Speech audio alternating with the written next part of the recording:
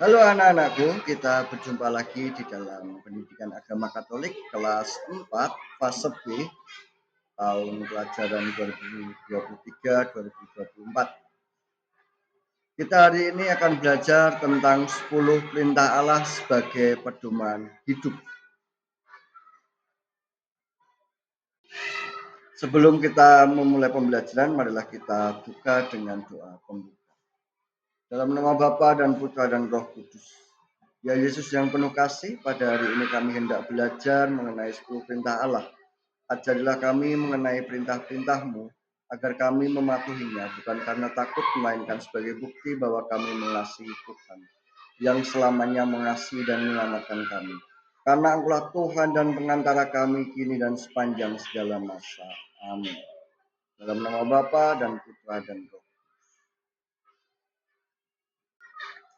Setiap hari kita menemukan berbagai persoalan di lingkungan sekitar. Berbagai persoalan yang kita jumpai bisa bersifat alamiah, misalnya daun kering yang berjatuhan dari pohon di halaman sekolah. Persoalan juga dapat muncul akibat dari perilaku manusia, misalnya orang yang membuang sampah secara sembarangan, anak mencoret-coret meja, kursi, atau dinding sekolah.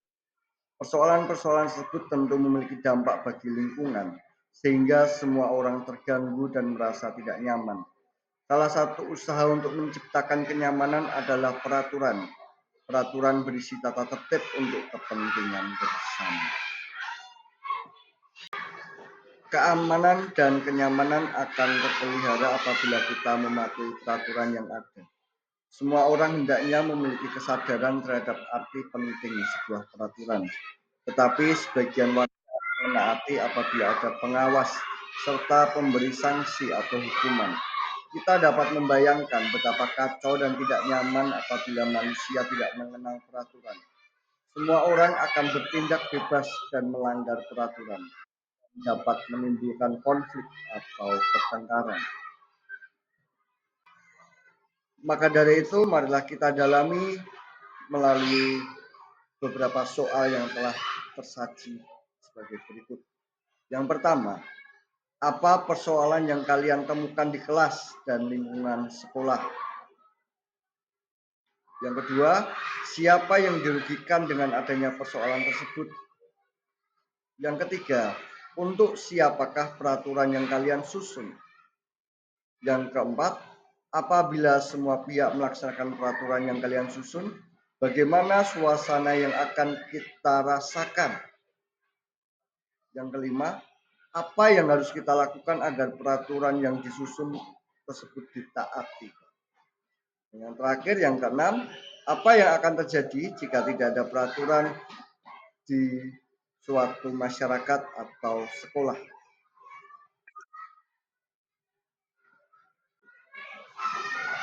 Marilah kita bersama-sama mendalami tentang 10 perintah Allah dengan membaca bacaan dari Alkitab, yaitu kitab Keluaran bab 20 ayat 1 sampai 17. Mari kita baca. Dari bacaan dari kitab Keluaran dijelaskan bahwa Allah telah menurunkan 10 perintah Allah kepada Nabi Musa di Gunung Sinai. 10 perintah Allah tersebut bertujuan untuk mengatur bangsa Israel supaya kembali taat kepada Allah. Demikian 10 perintah Allah yang diturunkan Allah kepada Nabi Musa. Perintah yang pertama, jangan menyembah berhala. Berbaktilah padaku saja dan cintailah aku lebih dari segala sesuatu. Perintah yang kedua, jangan menyebut nama Tuhan Allahmu dengan tidak hormat.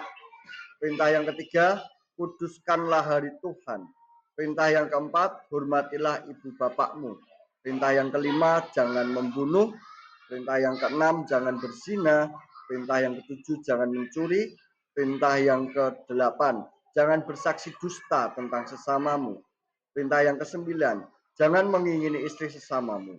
Perintah yang kesepuluh, jangan mengingini milik sesamamu secara tidak adil. Demikian 10 perintah Allah yang diberikan oleh Allah kepada Nabi Musa supaya bangsa Israel bertobat dan kembali kepada Allah. Dalam pembelajaran 10 perintah Allah sebagai pedoman hidup dapat kita rangkum bersama.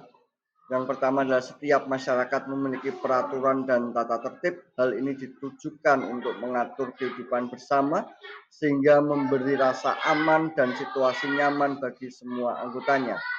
Yang kedua, dalam perjalanan dari Mesir menuju Kanaan, umat Israel mengalami berbagai godaan, bahkan sempat menyimpang tidak setia pada Allah. Yang ketiga, Tuhan memanggil Nabi Musa dan menyuruhnya naik ke Gunung Sinai untuk menerima 10 perintah Allah yang ditulis pada 2 loh batu. Yang keempat, rumusan 10 perintah Allah mengatur hubungan antara manusia dengan Allah dan manusia dengan sesama. Perintah yang pertama, kedua, dan ketiga yaitu mengatur hubungan antara manusia dengan Allah. Sedangkan perintah yang keempat sampai ke-10 mengatur hubungan antara manusia dengan manusia. Yang kelima, 10 perintah Allah disampaikan pada umat Israel, bukan untuk membebani atau membuat mereka tidak bebas. Sebagaimana pada Keluaran bab 20 ayat 2, Tuhan menegaskan bahwa Allah Israel adalah Allah pembebas yang memberi peraturan sebagai bukti bahwa Allah mencintai umatnya.